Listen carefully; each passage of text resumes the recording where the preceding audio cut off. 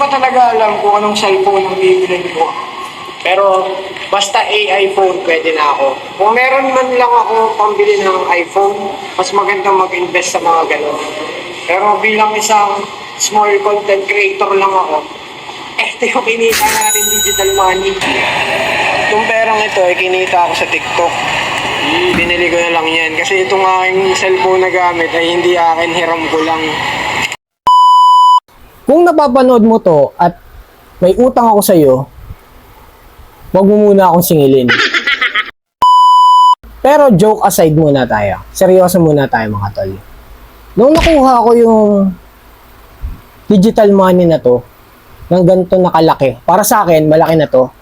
Kasi yung mga pinagdaanan ko sa pagko-content, sa pag-affiliate, kung alam mo yung mga terminology na ginagamit ko, siguro talagang pursigido ka dyan sa ginagawa mo ngayon na pagko-content.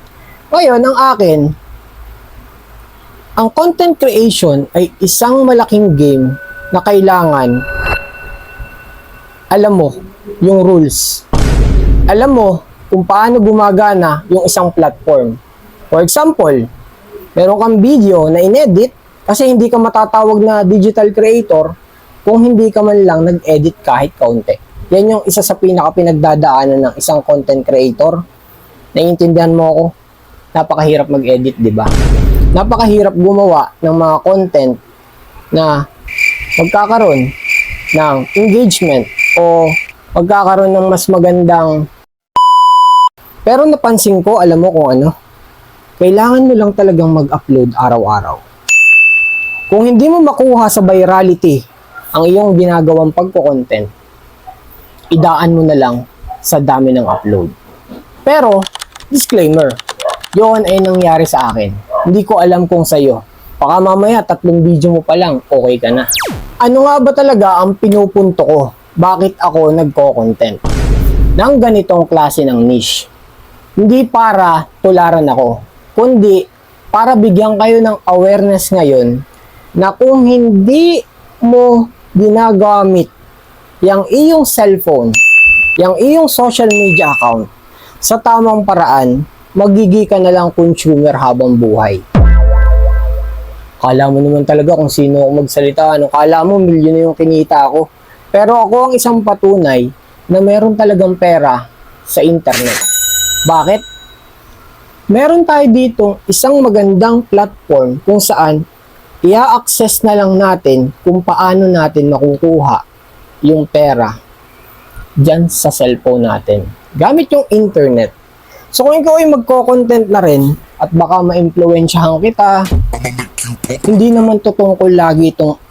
naman tutungkol lagi sa pera. Meron ako dito napagtanto na sasakupin na talaga tayo ng cards. Kung hindi ka pa rin aware o handang tanggapin yung mga nangyayari ngayon sa ating henerasyon, mag-isip-isip ka. Baka napag-iiwanan ka na. Alam ko, baka sabihin nyo, ay nagko-content yan para sa pera. Nagko-content yan para hangaan, para idolin. Hindi.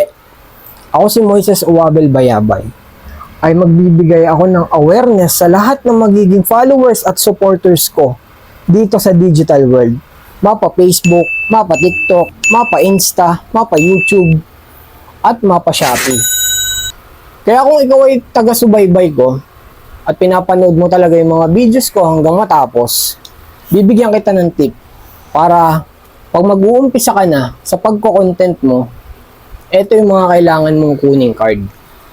Una, basta magkaroon ka ng digital wallet. Wala kang pera eh. Ako wala naman akong pera eh. Pero meron akong mga cards na mga gamit ko dito sa sinasabi ko sa inyo, isang malaking game. Napakalaking game ng social media ngayon. Pero sabi ko nga eh, kailangan pala talaga alam mo yung batas dun sa game. Kung ikaw ay player o gamer, naglaro ka na ba ng game na pag meron kang na-unlock na mga, sabihin na nating mga hidden gems, di ba merong reward yun? Ganun din dito. Kaya itong napapanood nyo sa akin ngayon, Ito yung character na binild up ko dito sa malaking larong ito. Dito kay Facebook, dito kay TikTok, dito kay Shopee, dito kay YouTube. Kung saan mo man napapanood to, walang sayang na video dahil lahat yan ay generating ng digital money. Sana naiintindihan mo pa ako. At doon sa mga nakakapanood sa akin na marami pa akong napagkakautangan, alam niyo naman yung dahilan kung bakit hindi pa ako nagbabayad sa inyo. Hindi ako makapag-flex ng mga ganitong content masyado kasi nakakahiya. Marami pa akong pinoproseso ngayon. Kumbaga sa isang game, meron akong karakter na kailangan ko ng espada, shield, at syempre, magic. So ngayon, itong karakter na binibuild up natin sa content creation, digital creator account, dapat mapalakas mo yan. Kaya kung ikaw ay merong account, ingatan mo yan. Paano mo mapapalakas yung account mong yan? Gamit ang mga ito. Gamit ang pag-upload ng mga videos na magagamit mo para magkaroon ka ng digital money. Ito pa. Sa aking pag-aaral at pagtuklas dito sa mundo ng virtual, talaga namang ang tao ay sasakupin na ng ganitong mentality. No!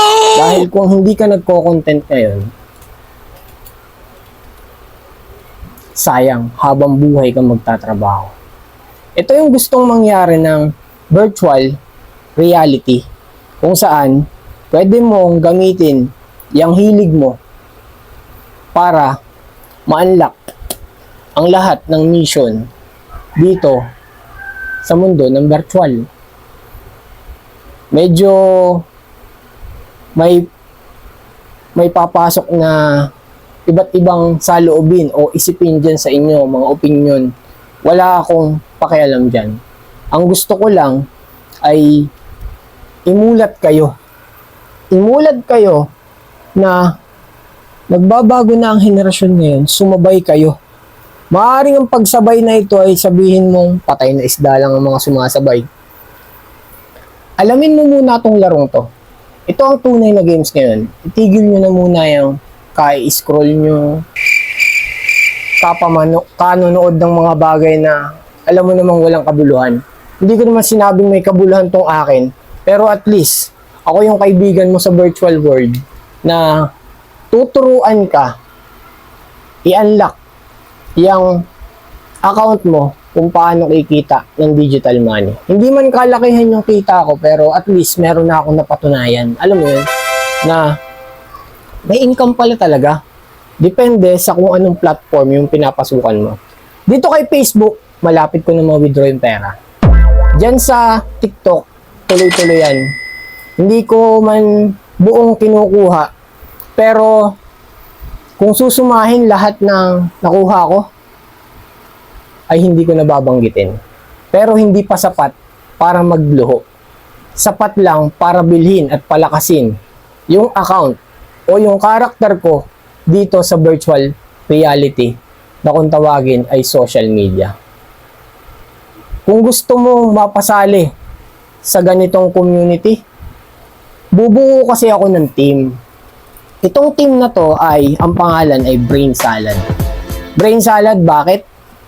Ito ay magtutulungan kung paano nila gagamitin ang kanilang mga account at tayo mismo magpapalakas nun. Kung familiar ka sa mga community, yung mga hindi ko dapat manggitin dito, mali yun. Dapat alam nyo ang batas.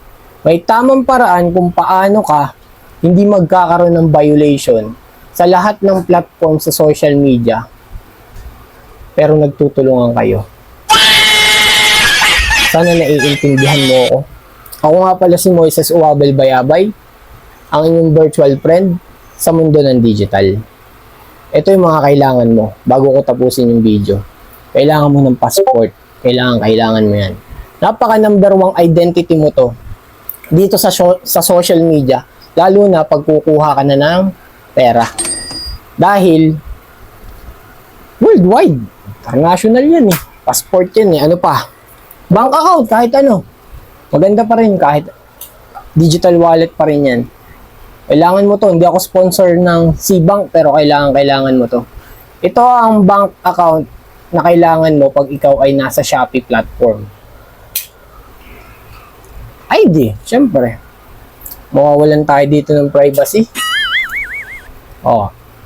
Ang pambansang digital wallet, GCash, kailangan mo ng Visa card dito.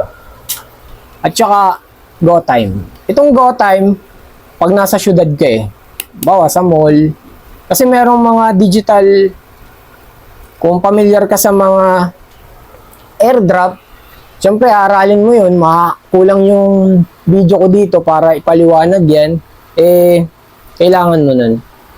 So, ano nga ba ang pinupunto ko dito? Yun ay para mag-umpisa ka na rin gumawa ng mga authentic video na kagaya nito. Hindi mo kailangan masyadong ma-edit, pero may edit pa din para matawag ka man lang digital creator. Kasi sa totoo lang, 3 years kong pinagpaguran at pinag-aralan ang prosesong ito at ngayon, nararamdaman ko na. Hindi man ganun kalaki, at least, ito na mismo yung pinakatrabaho ko. Pag may nagtanong sa'yo na anong trabaho mo, digital creator. Tambay. Hanggang dito na lang yung video ko. Sana ay mabigyan kita ng magandang salita upang mabuksan niyang iyong isipan ngayon na huwag kang papayag na ikaw ay consumer lang. Huwag kang papayag na ikaw ay tagapanood lang. Huwag kang papayag na ang buhay mo ay kinokontrol na lang ng cellphone. Huwag kang papayag na wala ka ng oras sa sarili mo dahil puro ka na lang trabaho. Wala namang masamang magtrabaho. Pero, dapat meron kang kalayaan kung paano mo magagawang magkapera nang hindi nagtatrabaho. Yabang, kala mo talaga motivational financial consultant. Eto, special shoutout nga pala sa mga napagkakautangan ko habang ginagawa ko yung prosesong ito dahil kung di dahil sa inyo, wala akong bagong camera. Unang-una, kay Sir Jerome Sales dahil pinahiram ako ng pera nun para makapaggawa ng website. Si Ate Shean. Ate Shean, shout out sa'yo. Tuloy mo yung pagko-content mo sa travel mo. Pinahiram din ako ng pera nun para dun sa ibang business email. Tapos yung para dun sa BIR. Shout out din kay Mother na walang Facebook, walang social media account. Suportado niya ako kahit wala akong ganung trabaho. Tuloy yung pagsuporta niya sa akin sa paggawa ng content. At naniniwala siya na eto, may nangyayari na. Sino pa nga ba na pagkakautangan ko? Napakadami pa. Huwag niyo muna akong singilin. Promise, dodoblehin ko yan. Tsaka na pag talagang tunay na. Pag 100,000 na yung nawi-withdraw ko. At syempre, shoutout sa nagpahiram nitong cellphone ko sa loob ng 2 taon. 2 taon ko siyang nagamit sa pag-content at eto meron na akong bagong cellphone. Maraming salamat. Ibabalik ko na to sa'yo. Hindi na kita papangalanan pero napakalaking tulong ng ginawa mo para ma-achieve ko yung consistency sa pag-upload ng video. Hanggang dito na lang yung video ko. Ay, bambagsakan na nanay niya yun. Ay, pa Wondersland eh. Mother's Wonderland, ano? Anong oras na Nakarilo pa oh, talaga naman. Mga rilong are. Pahig ka naka-gold. Hindi ka bibigyan ng pera doon. Ay, dali, ano muna. Ang oras. Tama mo nga. Tanungin Ano ako. oras na? Si Mother, oh. Tapos naman, ay ganda rin ang aking oras. Ganyan yung suotan, oh. 7:31. Simpletics lang si Mother, eh. 7:31. Tama natin. Hindi na ako magpapalbot. Para ako bigyan ng lipstick. Puro wala.